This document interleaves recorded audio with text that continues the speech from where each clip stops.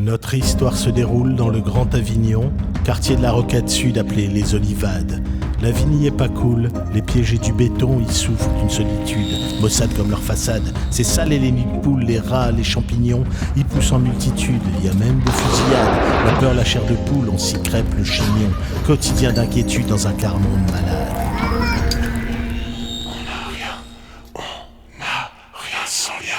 Qu'est-ce qu'on pourrait bien faire pour arranger les choses, pour franchir ses écueils, surpasser ses obstacles, alléger l'atmosphère, transformer le morose, chasser le mauvais œil, éviter la débâcle. Même si c'est pas l'enfer, faut une métamorphose pour faire une terre d'accueil, rénover l'habitacle, leur permettre de se refaire une vie un peu plus rose, qu'il ne soit pas un trompe-l'œil sans rêver d'un miracle.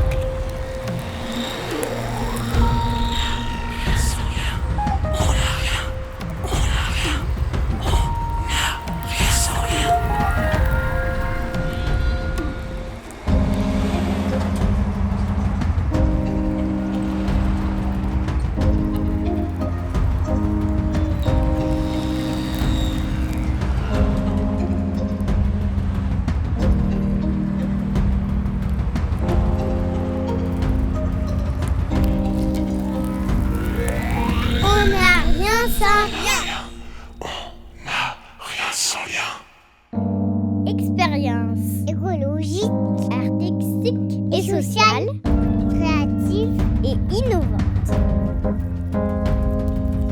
Souvent, la peur de l'autre vient de la méconnaissance de l'autre.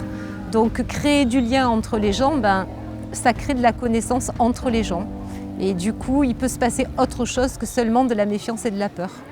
Au lieu toujours de stigmatiser les quartiers comme c'est trop souvent le cas, nous on dit qu'il y a des richesses. Donc par exemple, c'est votre nourriture. Vous avez des traditions culinaires, culturelles, et ça on va les valoriser. En fait, on a choisi les ingrédients qu'on utilise beaucoup dans notre cuisine. Le cumin, on l'utilise dans les plats. Et la menthe et les graines de thé, on fait le thé avec. Salut! Je suis le grain de sel qui va mettre un grain de poésie et de folie dans ce film. Le petit grain de poussière susceptible de devenir le fameux grain de sable qui vient gripper les plus belles histoires depuis la nuit des temps. Si j'ai un grain, peut-être, vous verrez bien. Attention, si user du sel est excellent, l'excès de sel est menaçant. L'idée, c'est de partir de l'alimentation quotidienne des gens de ce quartier, notamment le quartier Rocade, à travers nos échanges, nos discussions, qu'elles puissent en tout cas nous dire moi, à la maison, j'ai l'habitude de cuisiner comme ça, j'ai l'habitude d'utiliser tel et tel produit. Donc, ok, la semaine prochaine, c'est moi qui arrive avec ces produits-là, et puis on va les travailler ensemble, tout en sachant d'où ça vient. C'est-à-dire à 1 kilomètre à vol d'oiseau d'ici. Je n'ai pas la même culture qu'eux, ils n'ont pas la même culture que moi. Mais par contre, on a des choses à se partager, on a des choses à échanger, et puis on a surtout des choses similaires dans la cuisine. Mieux manger est quelque chose de fondamental, surtout dans ces quartiers prioritaires. Et le fait que pour cet atelier, il y ait un cuistot qui sait de quoi il parle et qui essaye d'amener cette diversité au niveau des légumes, au niveau du fruit, au niveau du contenu et de l'accompagnement. Et là, du coup, on est vraiment en cohérence avec ce que eux ont l'habitude de manger et comment nous, notre plus-value, on peut leur apporter dans l'échange une autre façon de manger ce qu'ils aiment. On a fabriqué du pain, puis après on a fait de la salade, mais avec de la sauce et tout. Mais il y a que des carottes et du nana. Non, c'est du persil. Oui, et du persil. Même si tous les goûts sont dans la nature, reconnaissez que sans moi, les repas seraient d'une tristesse et la vie d'un ennui. Les épices, le sel, le poivre, c'est des choses qu'on utilise tous Les légumes, on utilise les mêmes. On ne les utilise pas de la même façon, on ne les fait pas cuire de la même façon. On a des techniques différentes. Et puis après, moi, si je peux leur apporter 2-3 éléments sur le non-gaspillage alimentaire, c'est des petits plus. Le fait aussi qu'il y ait une association telle que Petit Débrouillard qui permet d'être complémentaire de ces ateliers avec ce qui se fait au niveau alimentaire, permet à tous ces jeunes et ces moins jeunes d'avoir vraiment une vision plus globale de l'alimentation.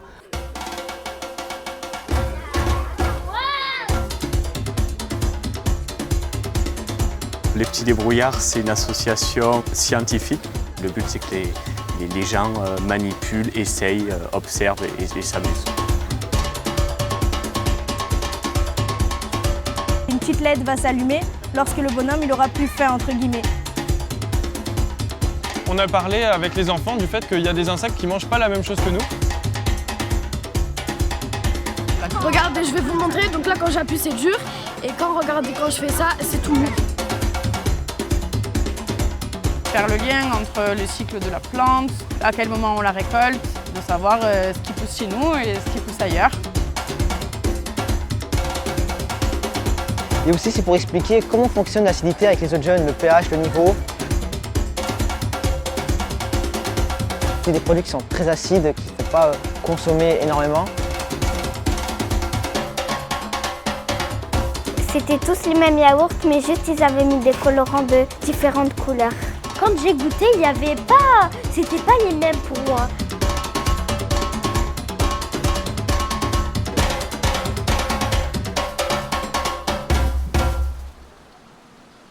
Là, on peut discuter un petit peu, comme là, je viens d'avoir une discussion sur le sel avec une jeune dont son papa est cuisinier. C'est intéressant de savoir un peu quelles étaient les habitudes à la maison.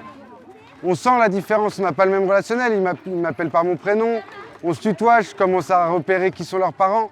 Les échanges ne sont pas du tout les mêmes. La magie du sel opère même quand l'âme agit. Une larme jaillit de ton œil, roule sur ta joue et s'échoue sur tes lèvres. Le sel devient alors l'arme qui épice ton chagrin. Aujourd'hui, dans les familles qui habitent ici, les hommes sont présents. C'est ça que tu veux dire? Avant, ils partaient travailler ailleurs? Oui. Et aujourd'hui, c'est plus le cas? Non, ils vont travailler pas très loin. Et quand je vois qu'il y a des pères qui s'investissent dans l'éducation de leurs enfants, et ça, il faut en discuter. Et de plus en plus, le père retrouvera la même place que la mère au niveau de l'éducation des enfants. Et c'est important. Je suis là pour aider à libérer la parole. C'est-à-dire que je vais aller vers les habitants, leur demander un petit peu leur vécu du quartier, ce qu'ils ressentent, ce qu'ils aimeraient améliorer. Et de porter leur parole, recueillir leur parole. Qu'est-ce que tu fais de ces informations? Alors, je dirais qu'il y a deux phases dans le traitement de ces informations. La première, c'est tout de suite en direct avec les gens, où je vais essayer de les rassurer, de les soutenir, de faire plutôt ressortir les ressources qu'ils ont eux-mêmes pour faire face à ces situations qui sont un petit peu compliquées. Et puis dans un deuxième temps, en effet, je vais essayer de porter leur parole au niveau des gouvernants ou en tout cas de qui de droit en fait, et des gens qui ont un certain pouvoir sur ces quartiers, des pouvoirs décisionnaires en fait. Donc je vais quand même essayer dans la mesure du possible de porter la parole des habitants pour alerter sur les difficultés qu'ils rencontrent régulièrement. Ce qui fait qu'on récolte beaucoup d'informations que tant les bailleurs sociaux que la collectivité territoriale ou l'institution ne sauraient recueillir comme ça. Et donc on pense qu'on apporte un plus dans la compréhension des habitants avec ce type d'action. Sans sel, la vie est fade, trop fade, very, very, very fade, fade, trop fade, really, really fade, fade, trop fade.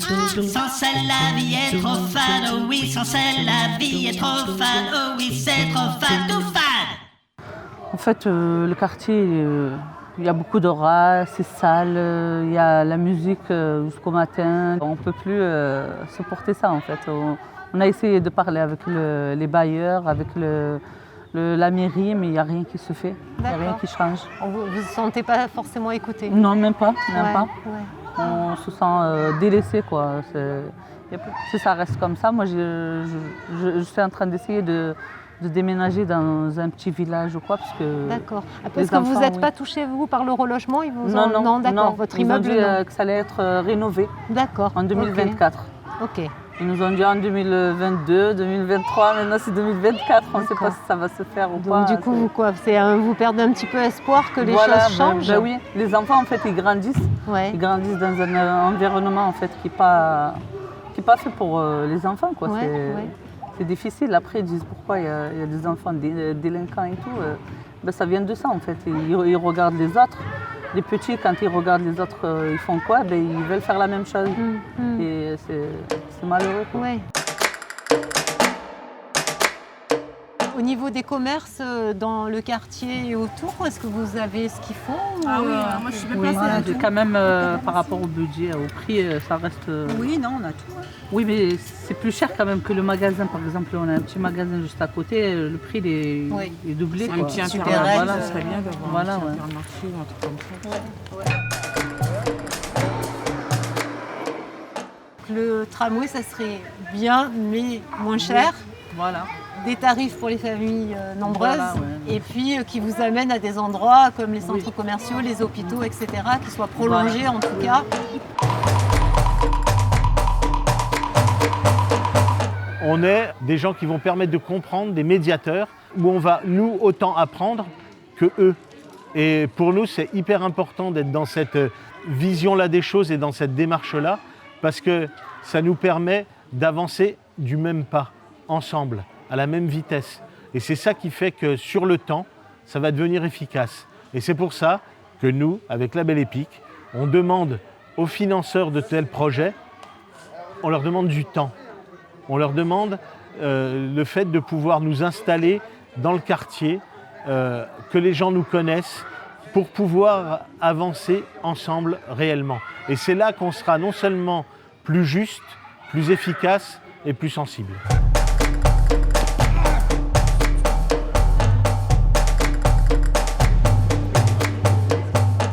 Si je fais le terrain de boule, c'est pour rajouter avec tout ça qu'on a fait. Il y en a beaucoup qui veulent jouer au boule, ils vont venir ici. Ceux-là qui veulent faire des jeux, tout ça, ils sont tous là-bas.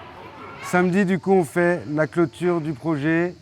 Donc l'idée, c'est qu'on fasse un repas tous ensemble et qu'on le prépare. Après, le fait de faire un poulet aux olives, on le fait mariner dans les épices la veille. Et le lendemain, on le met à cuire directement sans le faire revenir. D'accord. Ok. C'est plus facile en fait quand c'est des grosses quantités. Oui, j'ai un grain. Et alors? Je ne suis pas celle que vous croyez. Avec moi, tous les goûts sont permis et on se remet tous en selle. Watashi, watashi wa totemo shiawase ne. Anata no ai ni tsutsumare iru kara. Dunia wa mou anasanai de yoru ga keru made. Futari te tsukurimashou utsukushi omoide.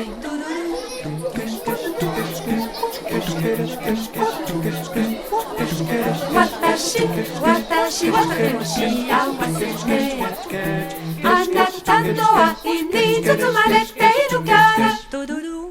Watashi, watashi wa totemo shiawase ne. Anata no ai ni tsutsumare iru kara. Dunia wa mou anasanai de yoru ga keru made. Futari te tsukurimashou utsukushi omoide.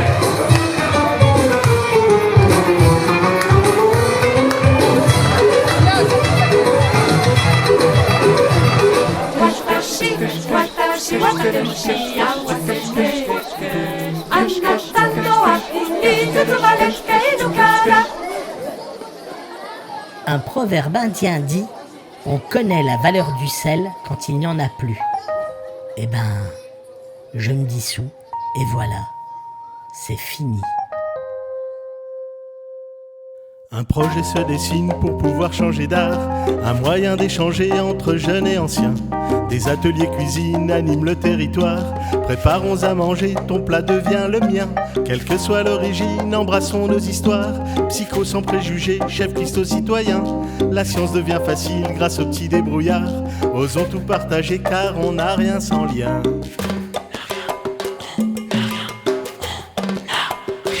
le sourire est offert. Ici pas de psychose, on oublie son orgueil, on se prend pas pour des cracks, on sait se satisfaire, on est tous en osmose, bien ça vaut le coup d'œil, on est comme au spectacle, on sait ce qu'on a pu faire pour arranger les choses, pizza, légumes, millefeuilles et tacos sans barbac. Oui, on a changé d'air pour que les sourires éclosent. Ensemble, on n'est plus seuls et on casse la baraque.